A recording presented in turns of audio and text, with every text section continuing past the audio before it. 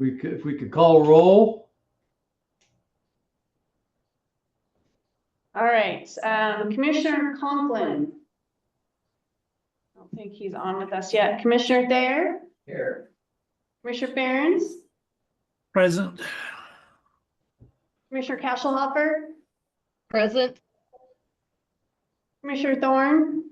Present. I know Commissioner Van Mark is not here.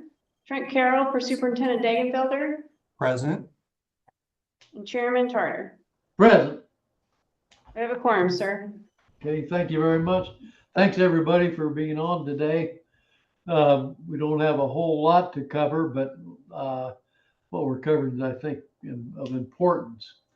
I think the director may give us a little legislative update in his either discussion later or now.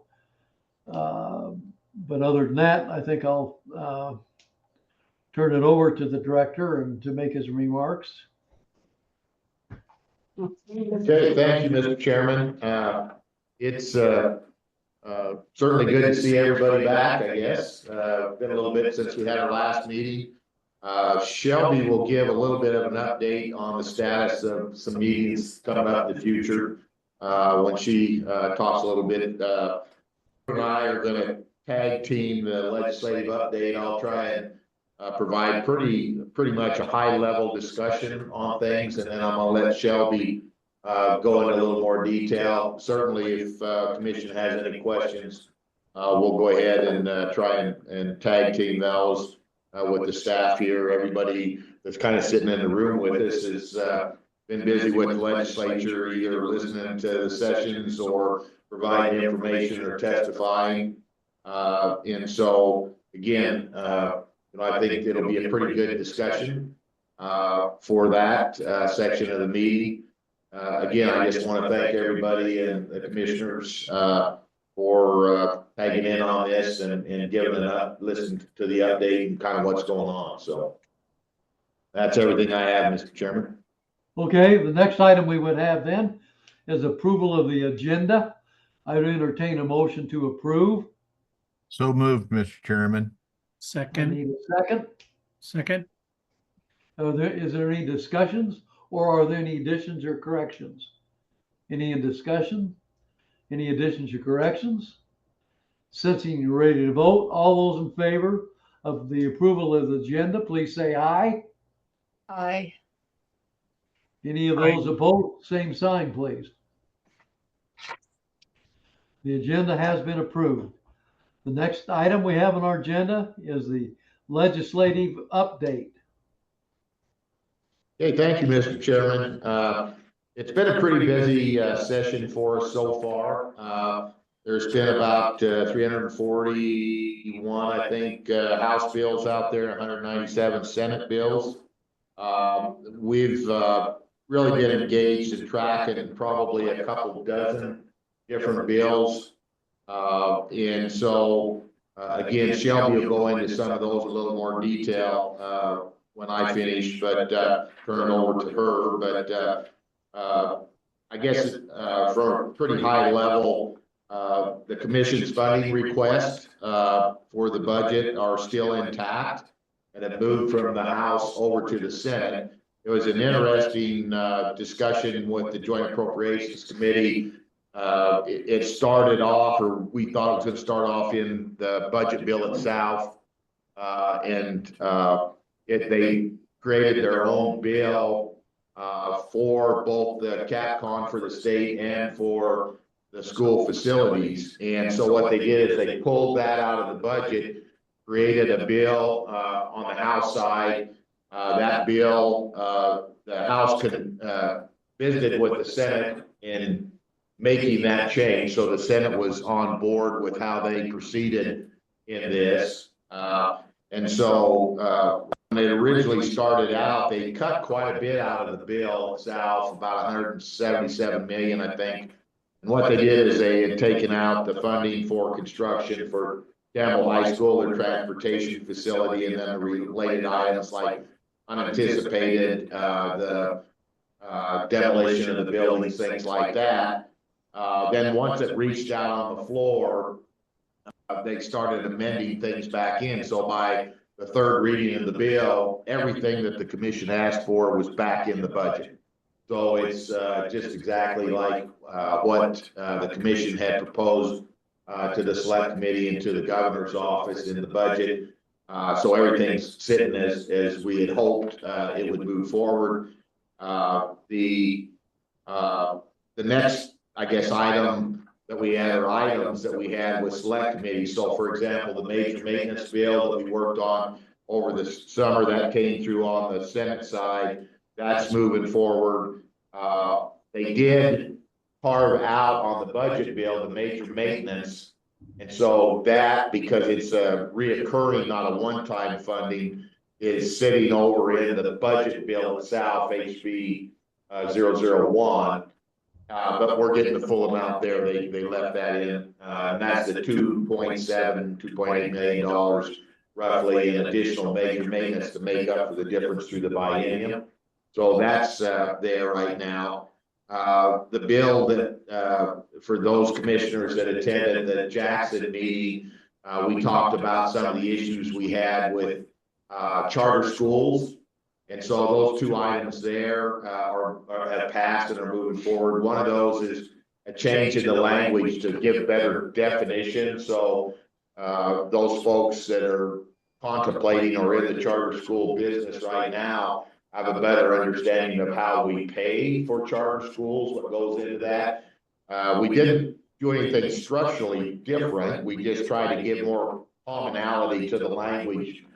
So you could so they could better understand when we were talking to them about how we fund charter schools, that would make it easier to understand. So there was a verbiage change that's moving forward, and then we also discussed about the situation where the department would have to go out if a school building became available. We'd have to determine whether it's available and adequate, and what that may cause a charter school in a non-existing school building, those type of issues. And there was a bill over on the Senate side sponsored that's passed and moving forward to take us out of that business, at least for now, where we don't have to go out and kick somebody out of their building they're in now and tell them you got to move in or you don't get any funding for your charter school through the lease. And we'll get a little more depth on that in a bit, but so overall, again, those things that we studied this summer through both select and the Joint Appropriations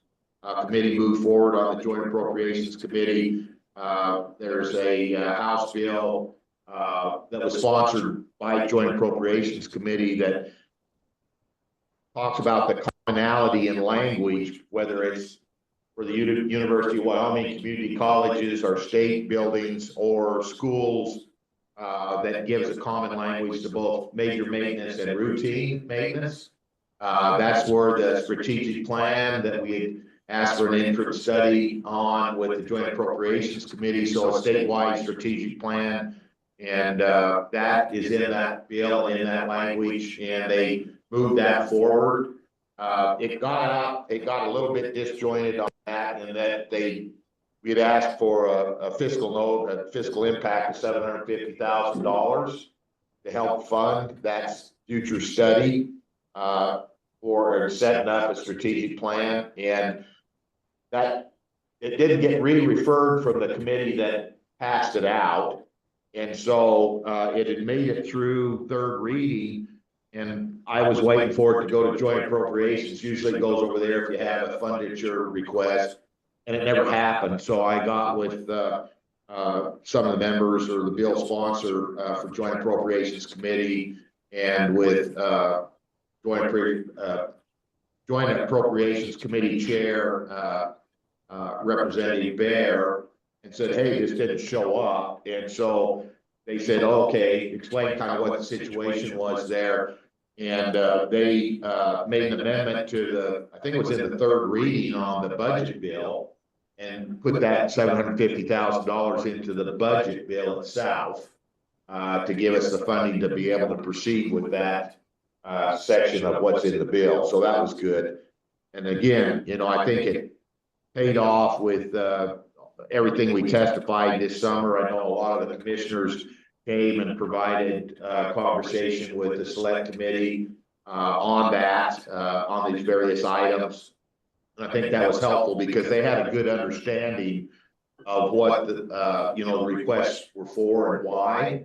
I think early on they're looking at the bill itself and cutting out money for Campbell was really not predicated on the need. They all, during the meeting, they all said it's needed, it should be funded, but it was more predicated on them not being sure of where the money would come from and the overall impacts as the legislative session proceeded more than anything. But again, at the end of the day, they add those back in. I mentioned again the House Bill 1 and 259. So if you're following this, the House Bill 259 is the bill that contains the commission's budget requests, and then a portion of that again is in House Bill 01. That's the 2.78 million for the major maintenance in that House bill. House Bill 20 was the K-12 facility leasing. With the language change that particularly Laura was interested in the dealings that she was having with the charter schools. House Bill 86 is the Joint Appropriations Committee bill that they sponsored through the interim study on. It's titled Public Property and Buildings, and that deals again with major maintenance, routine maintenance, requirements for having a plan for routine maintenance, and then the strategic plan. Senate File 34 is the school finance on routine and major maintenance. That's the one, if you recall, during the summer, we were trying to get an increase in the major maintenance funding, and so they changed the formula in committee from 2% to 2.56, and then also changed the allowable square foot that we have in there from the 150 to the 135%. And that is moving forward. But again, due to the fact that they're worried about overall funding in the future, they've reduced that down to the, I think it's roughly about $38 million in one time. So it's only for this year and not into the future. But again, it's still alive and moving forward. That passed out of the Senate, so it'll be headed over to the House. And then the charter school leasing, again, that passed out of the Senate and it's headed over to the House. And that's Senate File 131, if you want to kind of track that. At this point, Mr. Chairman, I'm going to kind of switch gears a little bit, and I'll let Shelby, when I finish up, go into more detail on the couple dozen bills that we're tracking and kind of some of the implications there. But at this point, we don't know who's going to be on select committee yet. My understanding is they'll make that determination probably a little bit later here this month. And so we'll know who those new members are. And so, you know, that I think that will kind of depend on what we're going to see. And I'll go into a little more thought on that for this summer for interim studies and review. At this point, I'm not anticipating asking either the select committee nor the joint appropriations committee for any interim topics like we did last year. I think we're going to be very busy as a department working on the statewide strategic plan. We're currently reviewing the adequacy standards and the design standards, and that'll probably require some rulemaking. That takes an awful lot of our time and your time, Mr. Chairman, as commission. I think there will be some discussions further on charter schools without us asking for it, because there's so many bills out there, both from the last few years and this year. There's a lot of bills dealing with charter schools in a presentation that we did with Senate Education. I mentioned to them, I think there ought to be a holistic look and try to pull this stuff together overall. And they all nodded their head. I know that was a discussion with select committee last year, as well as I visited with the governor's office on that. I think he supports that idea. So whether I ask for it, I think it'll probably come up in some committee somewhere. to talk about charter schools. And then I'm anticipating we'll see a lot of new members of the interim committee for select. And because of that, I think we'll do a lot of probably education as a department on what do we do, why do we do it, how did we get to where we're at today, what are we looking at in the future. Of course, we'll be running our budget bill through them. The rulemaking as we move through that process on the adequacy standards and the design standards we're required to go before them. So I think there's a lot of topics we'll be talking to them about, and we'll be very busy without us asking for any additional work. But I certainly, if there's something that the commission would think that we maybe ought to ask for a topic on, happy to have that discussion and perhaps move that forward. I think there'll be, perhaps some additional work that could come forward when the judge comes out with his ruling on the lawsuit that we testified on last summer.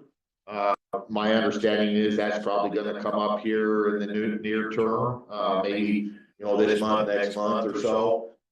And certainly in my testimony and a lot of the questions I was asked last summer had to do with adequacy standards and major maintenance funding, some of those. So depending on the outcome of that, there could be some additional work that we'd have to do that in that arena.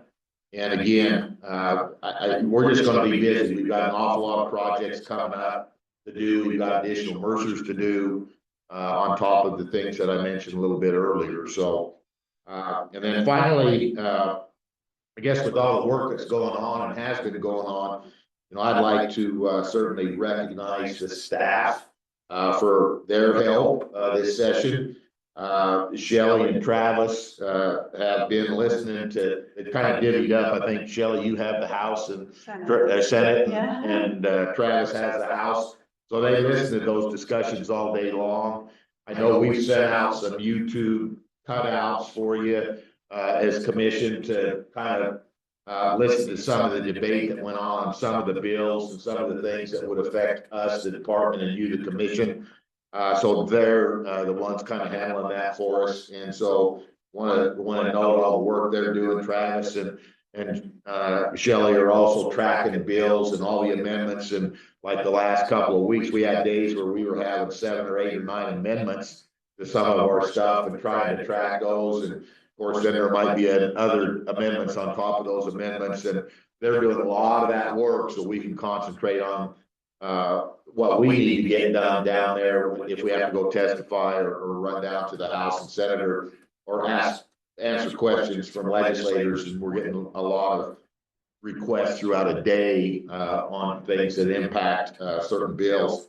Laura and Shelby, of course, have attended a lot of the committee meetings and prepared the fiscal notes before the bills came out. And they're answering a lot of individual questions we get on a day-to-day, hourly basis from legislators. Our project managers have filled in on some of these, but they've got their day job they're doing, and we're starting to kick out projects. So Laramie won for ARP and the new 5-6, working with Campbell on some of their projects. For the high school and the bus barn, and so a lot of work going on there with the staff right now. And that's only going to wrap up as these Mercers are completed, and of course we get additional funding through this session. And then finally, I want to give a big shout out to Amber Leach. I think she's on. I think I saw her, but we just recently finished up the district annual plan reviews and meetings. She pretty much did that all by herself this year, and she's working through all the reports and trying to get that all done. And it isn't just an annual meeting with them. She has all the prep meetings and getting all the meetings set up. And so, I mean, there's as much work on the front end as there are in the actual meeting. So again, I want to do a big shout out for Amber and thank her for all of that work. So with that, Mr. Chairman, unless there's any questions, I'll turn it over to Shelby, and then she can use up the rest of the next hour and a half or so. Okay, Shelby. All right, Mr. Chairman, I'll walk through these bills and kind of give you the high level, what they were covering and where they're at. Trying to cover those that Director McConey covered pretty well fairly quickly. House Bill 1, that is the budget bill. Again, it's got the major maintenance funding in it. It also has the addition of the $750,000 for the 20-year strategic plan. So you'll find that information in House Bill 1. House Bill 259, he talked about that. That does have all of the money in it that the commission had requested.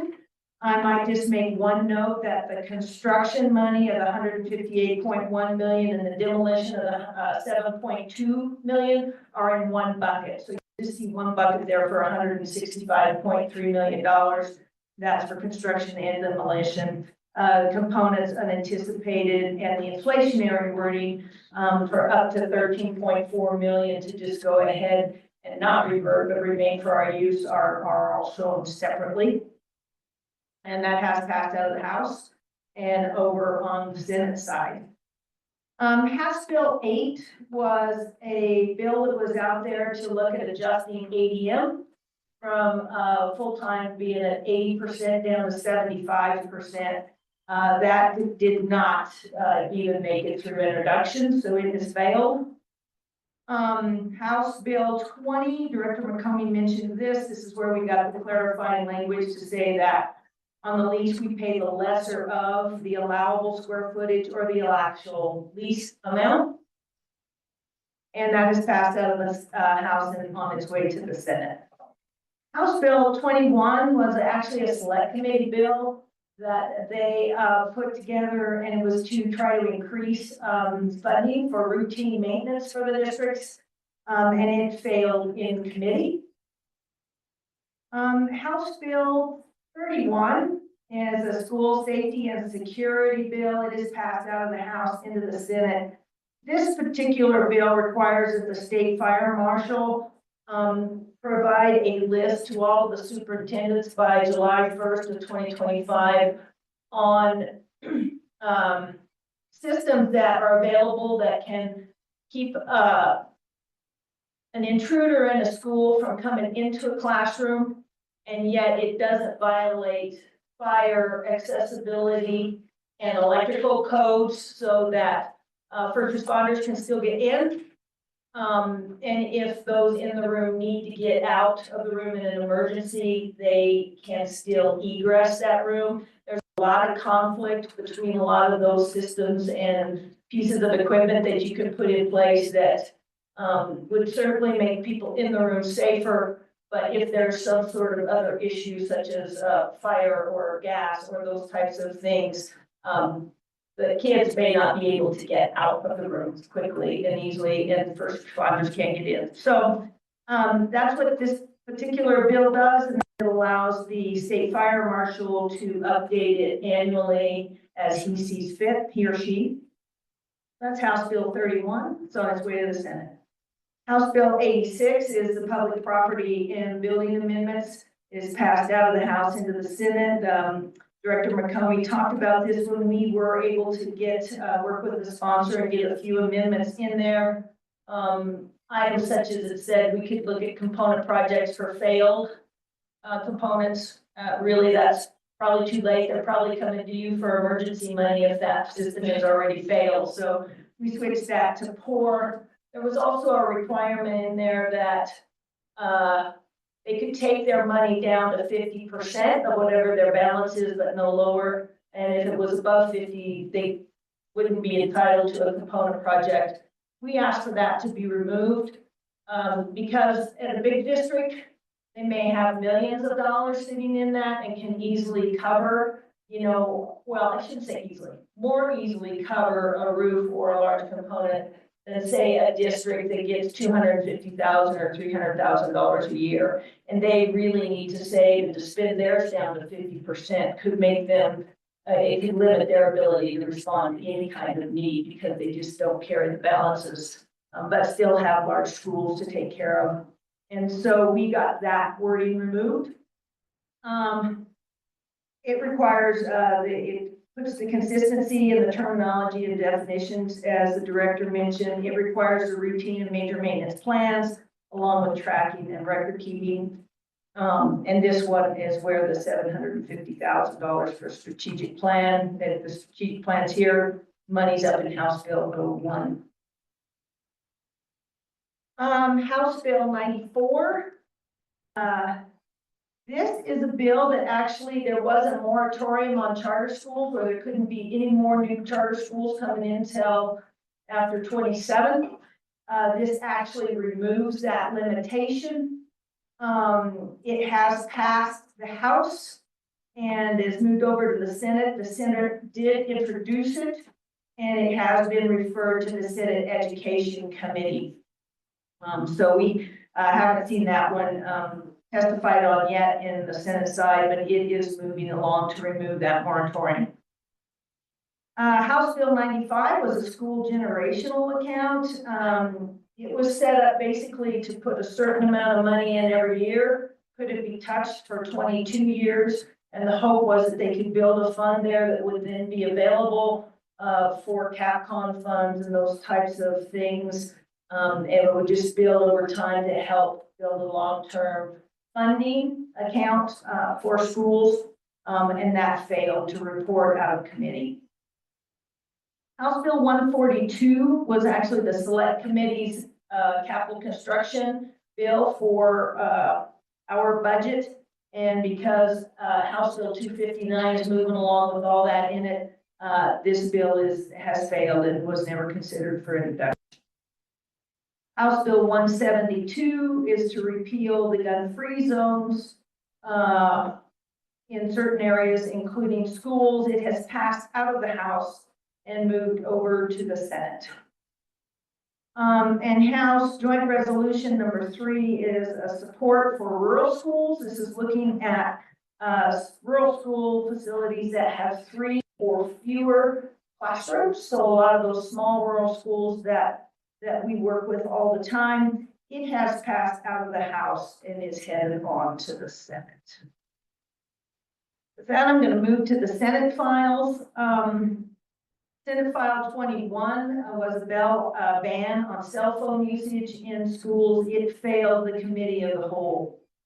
And so that one's gone. Senate File 34 is the school finance routine and major maintenance calculations. The director shared with you kind of the overarching view of the moving the 115% to 135 and increasing the multiplier.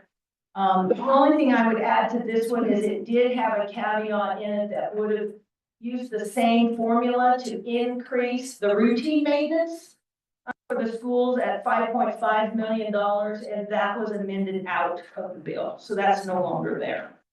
That has passed the Senate and is on its way back to the House. Senate File 37 was an enhanced concealed carry in school zones, and that failed to report out of committee.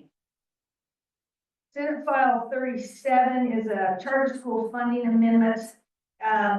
It's primarily focused on the block grant. I suppose if there are some changes in the ADM, we may see that come through, adjusting our ADM. But as we've been reviewing it, it looks like it's really more focused on the block grant funding portion that those charter schools receive. Senate File 109 is open enrollment within Wyoming school districts. This is a school of choice bill, given some priority to like siblings and folks that are within that the boundaries of that particular school. It has passed out of the Senate on its way over to the House. Senate File 126 is to establishment of a K-8 public lab school. This is to reestablish the UW lab school that is slated to close in the fall of 2025. It has passed out of the Senate to resurrect that school, and it is on its way over to the House for consideration.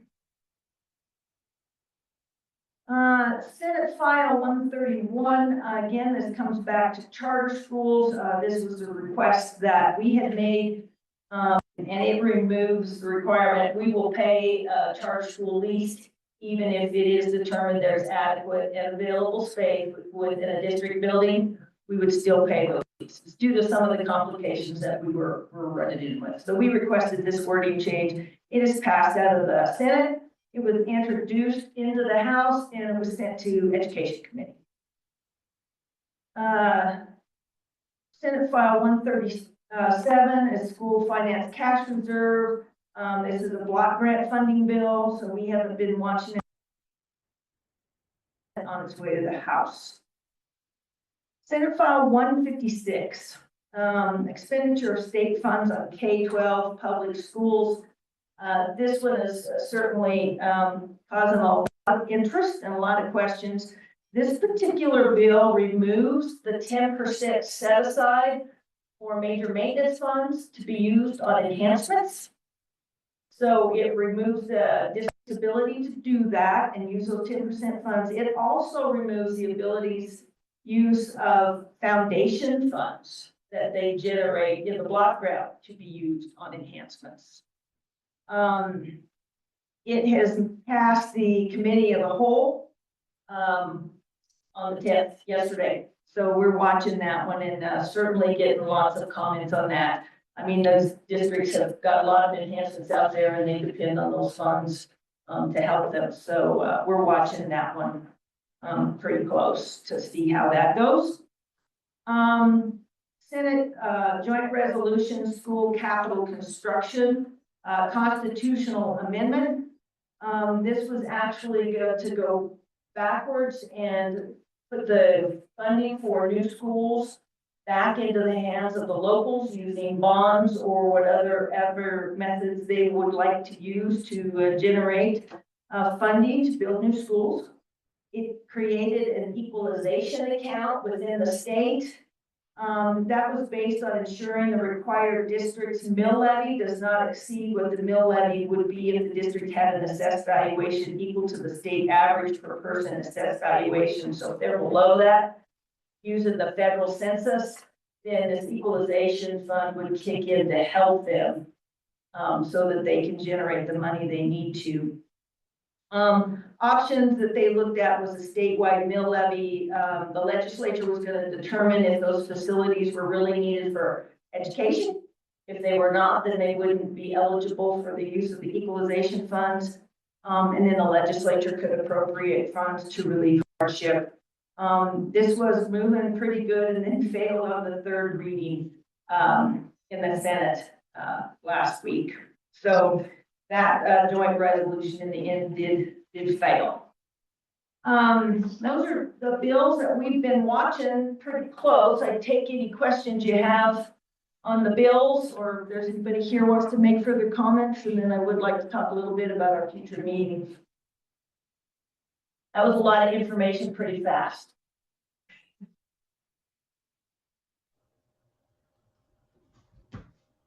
Are there any questions? Do you, Shelby, do you have a summary sheet that you do internally that you send to everybody on the status of the bills? Or how do you keep track of them? You know, Travis. Question is if you had a sheet that we could, you could send out to us periodically so everybody could get a good feel.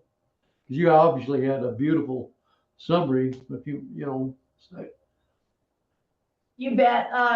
Travis is tracking them pretty close for us. He's kind of the keeper of a lot of that. He put the initial list together and then I expounded on it. So we'd be happy to send out what I put out today. I've got that all prepared. So we will get that shipped out to you. And then that's something we can just keep it up to date. So we'll be sure I did not put a date on this document. Yeah, so we don't we'll expect to have all the detail, but if it's just a little summary, then we can go in there and find some of the YouTube stuff and watch it if we want to. And You bet. I'd really appreciate that. So Okay, you bet you can get that done. So Yeah, Mr. Chairman, if we see any enlightening discussions or something, we'll have Travis maybe clip some of that on the bill. So again, you guys can get that and be able to review it and not have to spend a a couple hours trying to find something going on, and we'll just Yeah. send you those clips at a real time, so. And I think we've got this bill and this list developed. There's not gonna be any new bills at this point, so it's easy for us to just periodically update it and send it to you so you know right where everything's at. Mr. Chairman, Okay. Yeah. Okay. what is this is, I guess, directed more toward Dale and Colby from the perspective of Senate File 156. What is the department's stance on 156 and Section F and the 10%? Is that something that you are advocating against? Are you staying away from that? What is the department's position on that? Well, we can't lobby, so we're not down there lobbying one way or the other. If they ask us questions, which we have had some questions asked of us, then we kind of report as to what we see the impacts would be either on the department and or the school district. So yes, we've talked about the fact that for example, you have your pre-Campbell schools that were built, and they have enhancements that were quote unquote grandfathered in. And then you have your newer schools that, say Laramie High School, that they went out and actually got a bond to pay for the enhancements, and they set up within that the funding stream to do the maintenance on it. We talked to them about maybe some of the struggle that would happen if, for example, the districts couldn't use money for their portion. So let's take a school where the district came in and say added some additional square foot to the gym, or added additional square foot to the commons area or the cafeteria.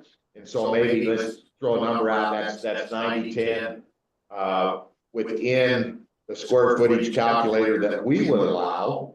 They went in and did a 10% enhancement. So now when work needs to be done on, say, the roof of the building, how do we break that out? I mean, it would be the 90-10 if it's the roof over that portion of the square foot of that, say they added on to the gymnasium or something.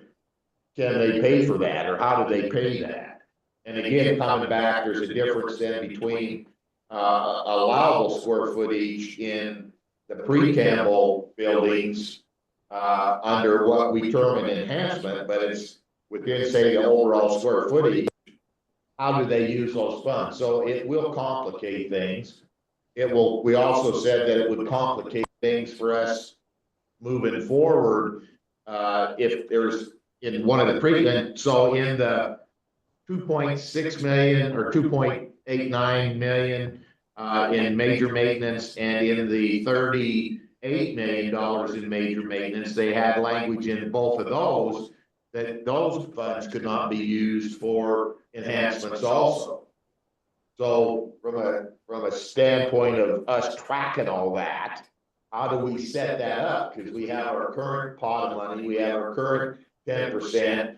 Normally, we would take 10% of those two funds and add it into what the districts could use potentially for funding for enhancements. But now we can't. So now we got the one box that they can't. We got other funds tracking forward. We can't. And so, you know, I'm sure we can figure out a way. What I was thinking is we just take those two, and we have JJ's going to have to write a script, because right now we just kind of, that stuff transfers automatically. But those funds we would not allow to go over into that 10% enhancement pot for just those things that were allocated this year. Maybe in the future it'll look different. I don't know, but yeah, there's things that we've weighed in on that discussion with. Okay, thank you.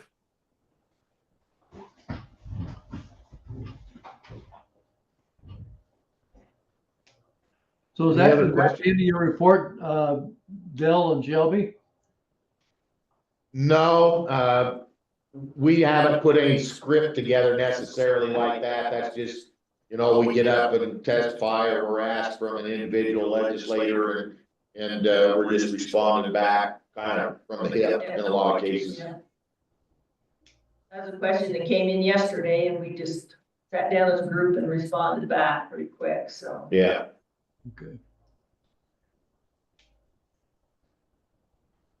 And again, that comes back to, Shelley and Travis keeping us up real time on what's going on some of these floor discussions and debates.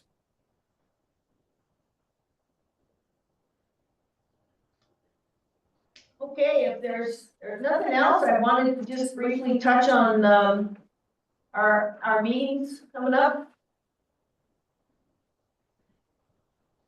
Okay, Okay, we did cancel February 19th. We are not gonna have any Mercers, ready by February 19th to bring to the commission, so we canceled that meeting. March 19th and 20th, we did reach out, to you. We are going to shift that to Casper. Our reasoning, for that is it's gonna be the first opportunity for the facility managers to get together as a group, so we wanted to do it central to the state to accommodate travel. So we will be looking to meet, with them likely the day before or the morning before. It depends, I think, on how the meeting sets up. And to visit with them about some of the things we're working on our end that we really need some assistance from the facility managers on. So we will be having that meeting. Hopefully that will encourage more participation from the districts also at the commission meeting. We're waiting to finalize the agenda. I am sure we will have the Sweetwater Rock Springs High School Mercer ready for that meeting. I'm not certain about any others at this point. Still waiting on district requests, so we'll see what we get for requests. We will give you a final update on the legislature and the outcomes at that meeting, and then we may have at least kind of a conceptual budget request conversation to have on conceptually where we're at and the things we're thinking about moving forward with. That meeting will be at the Oil and Gas Commission building. So that's where we'll be meeting, and certainly we'll get more details to you as we get closer and know what that agenda looks like. The May meeting, I'm still working on finalizing that date. So when the verdict came in, we were split almost down the middle on which was the best days to move up to April 30th, May 1st, or May 13th and 14th. So we'll have that date confirmed and out to you here very shortly. So the other thing, we're working with Laura, just taking a look at budgets, because that then put us with, I think, 5 meetings on the road. So we just want to make sure our travel budgets are going to allow us to be on the road for 5 meetings. So we're reviewing that budget as well, just to make sure we can accommodate 5 meetings on the road. So that's all I have on meetings, unless anybody has any questions. Sure. I just want to let the commission know that it's possible at the March meeting, we may go live with YouTube. We're hoping. So similar to what the legislature does, our meetings will go live on YouTube. So then, you know, the districts can stream them from YouTube. We're still working on those logistics, but March or May's meeting will probably be via YouTube. I mean, I think most of the commissioners will still sign in via Zoom, and then districts can watch it on YouTube, but that's the logistics that we're kind of working on.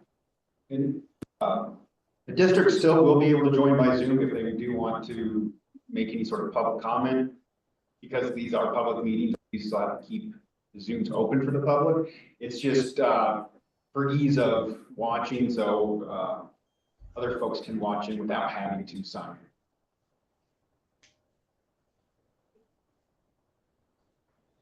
Thank okay. you. Any more from Dell and Shelby? So I think that covers everything, Mr. Chairman. Next item we have then on our agenda is the update on the 680 report by Laura. Shelley, can you share that? Mr. Chair, we're going to have Shelley share that report as noted. This is part of the annual report where the districts have to report their expenditures and their interest income, and we go through that. It is by rule, it is supposed to be due to us everything by July 31st. And As we reported to you earlier this year, we were struggling with a couple of districts. We worked extensively with them. I have one staff member, Laura Still, who's amazing. She even actually had districts send their bank statements in so she could help them reconcile. We are down to, we have one district that cannot get us their expenditures. They've had turnover in the district and they have incomplete records at this point and they're trying to locate them. So at this point, we made the decision, they've gotten us everything else except as expenditures. We're gonna go ahead and close this year's report out with 0 for Niagara 1. And then next year, as they've gotten those reconciled and they've located all the records, we will have an interim as next year. So next year's will show a much higher amount than normal for Niagara 1. This is the only way we can get this thing put to bed. We're about 6 months behind as it is. So I didn't want to send this off to the select committee without sharing it with the commission and answering your questions first. So that's really the purpose in doing this, is letting you know what is going on with that report and where we stand and how we're going to close this year's out. Does that make sense to everybody, I guess? There's no other way to do it. It's no one's real fault when you have turnover like that and things are misplaced. It's not, it's not the fault of the district or anything. They're doing the best they can. The people there are being very diligent and trying to work with us. They're just struggling with, locating everything they need to locate. So in order to make sure that we do it accurately and we have correct information, we're just going to do it this way, where we show a 0 this year, we'll probably show almost double next year. Any questions? That's all. Okay.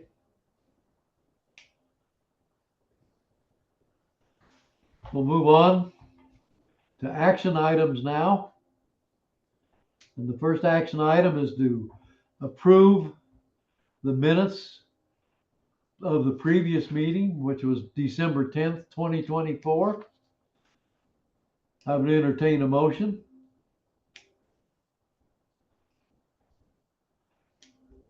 So I move moved. the SFC approve school facility construction to state construction division's recommendation as indicated, which is to approve the minutes of December 10th, 2024 as presented.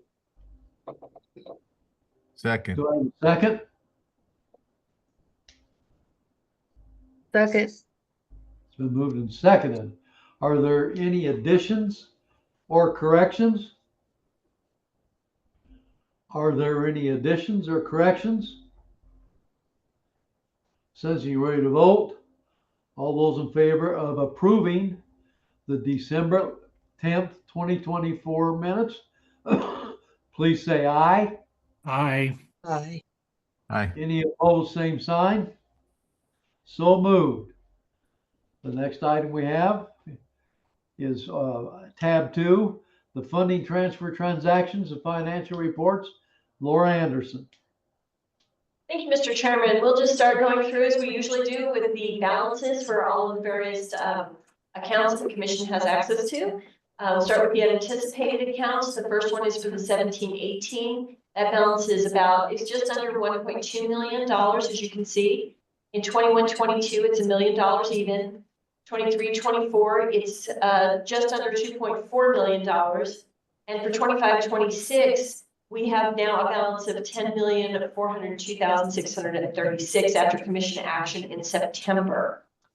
Moving along on to the next page, you'll see the Land Opportunity Fund, based on commission action taken on November 7th, is down now to $713,500.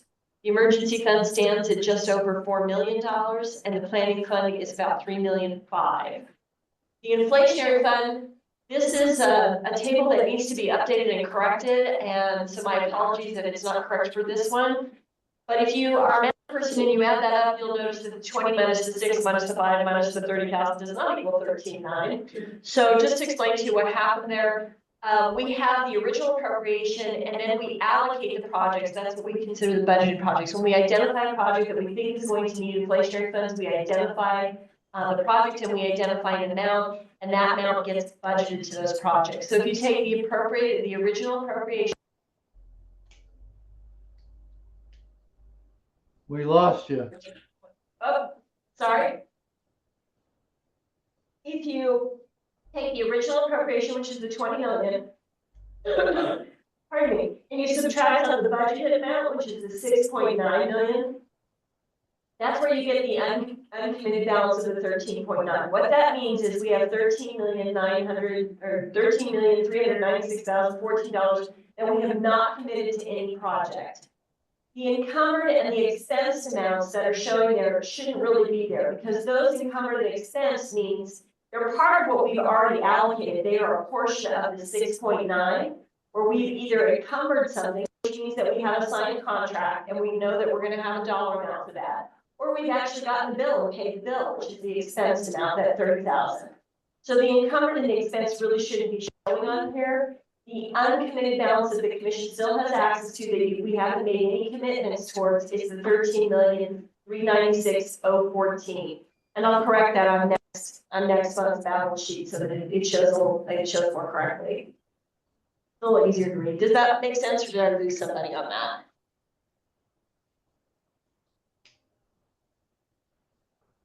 Where's mud? Okay, there's mud. There's questions, please let me know, because I'm happy to answer those. If not, we'll go ahead and move along. To the next page, Ms. Shelley. Okay, and then as we're moving along, we see that we have our general summary, which includes all the operations, major maintenance, and capital construction, and then the following page, we'll go ahead and break those out. So again, showing you this one is, this one doesn't change every month, so you can see the net appropriations are about 4.6 million, and you'll see reversions in column B. Over time in the existence of the commission, we have reverted over $97 million back to the state on projects that either came in under budget, or actually that's generally what it is a project comes in under budget, we revert those funds at the end of the project. So we've actually reverted money back to the state over time. Moving along to the next page, this is the operations preparation. Draw your attention to column D. There we're monitoring expenditures, and this is right in line with what we normally expect to see about this time of the year. That's right in line with what our usual expenditures run. Moving along to the major maintenance preparation section, you'll see here under column D, the second column from the bottom of the total there. In column D is the 42 million. This is the first and second quarter payments. It does not reflect the payment that was made in January of 25 yet, because this is December's actual financials, so that actual quarter isn't there yet. We run a month in arrears on that. Then moving along to the capital construction appropriation summary. This is where we track all the projects by fiscal year, and we always like to see those projects going down. The dollar amount going down shows that we're getting the money out the door. So in the last month or so, we've gotten around 6 million or so out the door. Headed out onto projects. Moving along then to the capital construction transaction summary report. This report, I'll draw your attention to column B. This is where we move money from the budgeted, where you see the negative dollar amount, that's what we had budgeted, and then we move it up to awarded, which means we've actually signed a contract and inked a deal for those funds. And that was about $3.6 million. 96% of that was for one project. It was 3.5 million, which was the purchase of the school for the deaf, which has been a project that has been languishing for years. And the city kind of took that on to kind of get it sorted out, because there was a lot of legal issues about who owned it and how to get it and who was using it. And we finally have gotten that released so that that is now not a legal quagmire anymore, thanks to our legal team and the work of like John and the people in this department trying to get that together. So that one is a good one to see on the expense sheet. The details of all those transactions are listed on pages 16 and 17 if you're interested. And then we move along to pages 12 through 17. That shows all of the unanticipated counts that we went through at the beginning of my presentation. And it just has all the details with all the transactions listed under those. So with that said, we move along to page 18. Which 18 through page 31, which is through 39, my apologies. The remainder of this tab in your booklet is just a listing of appropriations by district and facility that we produce every month. If there are any questions, I'm happy to answer those for the commission. If not, that will conclude the presentation of financials, Mr. Chairman. Are there any questions? Any questions? Thank you, Laura. Next item will be item 10. Chairman Tarter, we Excuse me, Chairman Charter. we Yeah. need We need a recommendation and a motion, please. I would entertain a motion to approve. Chairman Tartar, I recommend the commission approve the financial reports as presented. Second. It's been moved and seconded. Any discussions, any questions? Any discussions, any questions? Since you're going to vote, all those in favor of approving the funding transfer transactions and financial reports, please say aye. Aye. Any opposed, same sign. So moved. The next item we move to is tab 3. It's the transfer of offsite sewer line and pump station for Munger Mountain Elementary School to Teton County to operate and manage. John Rexis. Thank you, Mr. Chairman, Commissioners. Teton County School District approached us a little over a month ago in regards to the transfer of the off-site sewer line and pump station from Munger Mountain Elementary School in Teton County. They want to transfer that actually to the county for the county to take care of, as the district has been taking care of that for the last few years. Munger Mountain ES was constructed in 2016 on a 20-acre parcel that was 8 miles south of the town of Jackson. That land purchase and the project was funded by the School Facilities Commission. The building sewer system was connected to the Jackson wastewater treatment plant, which is located approximately 4 miles from the school. The original sewer line design consisted of an 8-inch gravity line and 9,800 feet of a 4-inch forced main line and lift station system. Teton County School District number 1 at the time was approached by nearby residents who wanted to create an independent sewer district, and they wanted to upsize the 4-inch forced main sewer line and pump station to a 6-inch in order to increase the capacity of the system and allow residents in the area to connect to the line. So those changes were made accordingly. The state construction department paid $2,576,188 for construction of the offsite sewer line. And Teton County School District 1 paid the additional $355,500 to upsize the sewer line, which included a mobilization charge in order to make it feasible for that sewer district. The independent sewer district was never formed, and Teton County School District 1 has been contracting to a third party to operate and maintain that system. And the annual cost to the district to do that has been approximately $85,000 per year.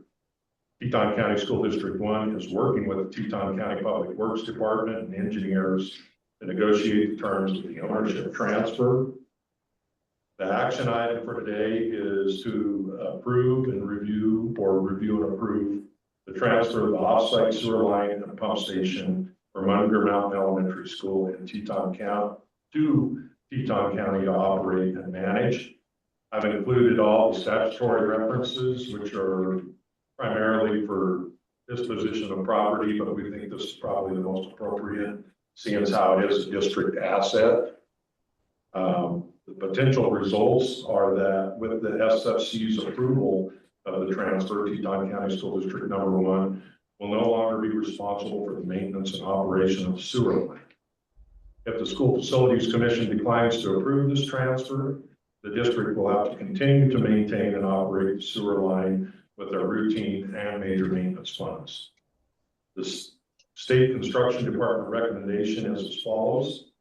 The State Construction Department recommends the School Facilities Commission approve the transfer of the offsite sewer line and pump station from Munger Mountain Elementary School from Teton County School District number 1 to Teton County to operate and manage.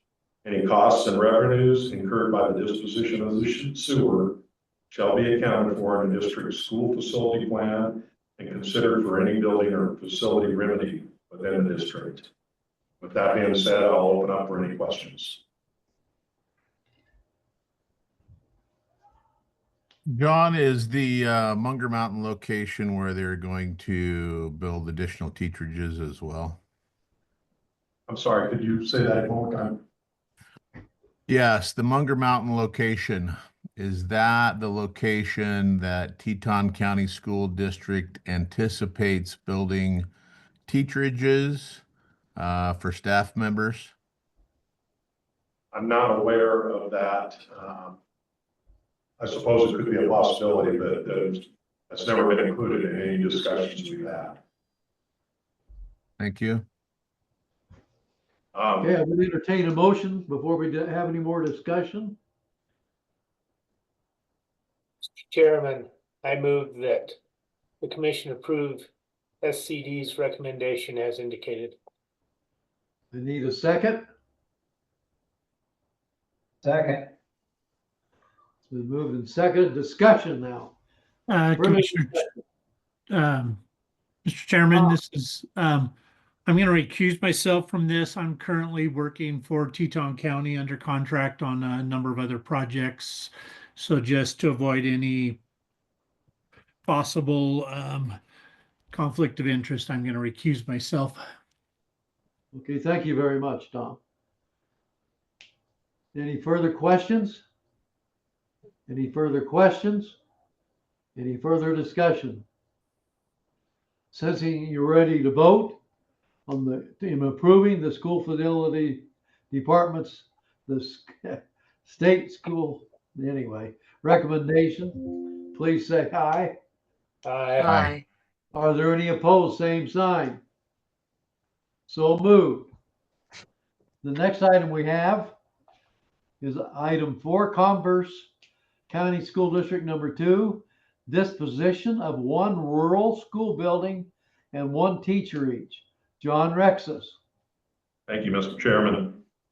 Commerce County School District number 2 sent a letter to the school facilities department or division of the state construction department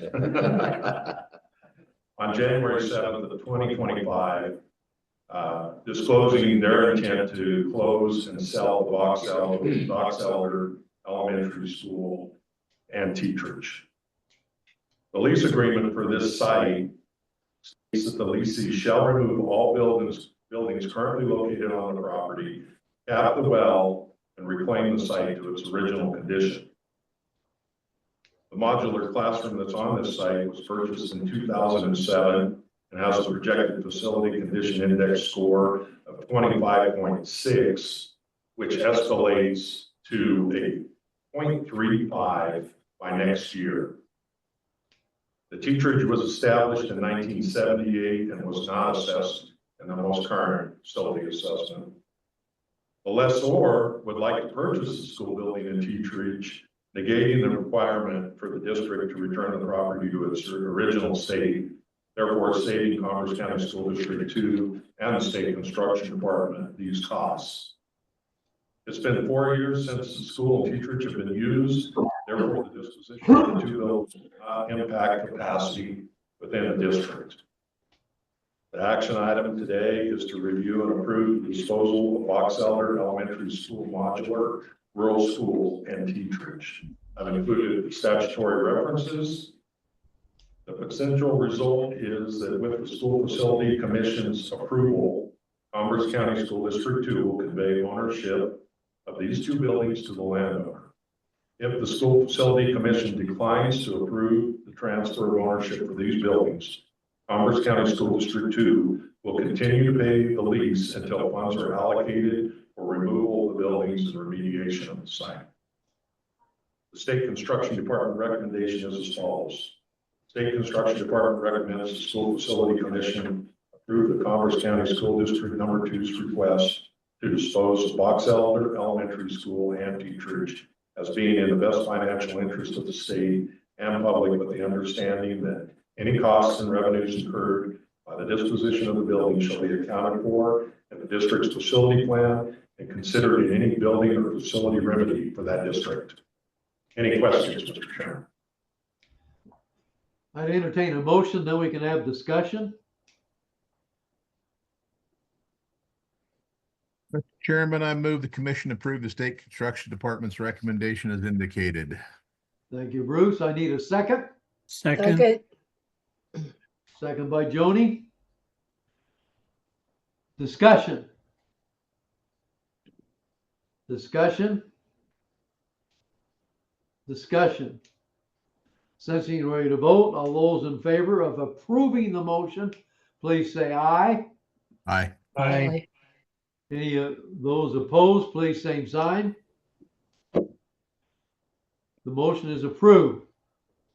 We will now go into an executive session.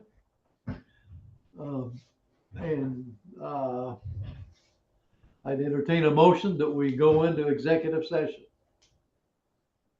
Can we please read the motion in the packet, Chairman? It says, I move that the School Facilities Commission go into executive session for the purpose of receiving confidential legal advice. Thank you. I would entertain a motion. So moved. I need a second. Second. Second by Travis. All those in favor of the motion, please say aye. Aye. Are there any opposed? Same sign. So move. We will now move into executive session. It'll take a minute while they set up the screens and that. So Are we staying here or was it? Stay here, yes. Yes, Please. just stay here. Okay, great. Thanks.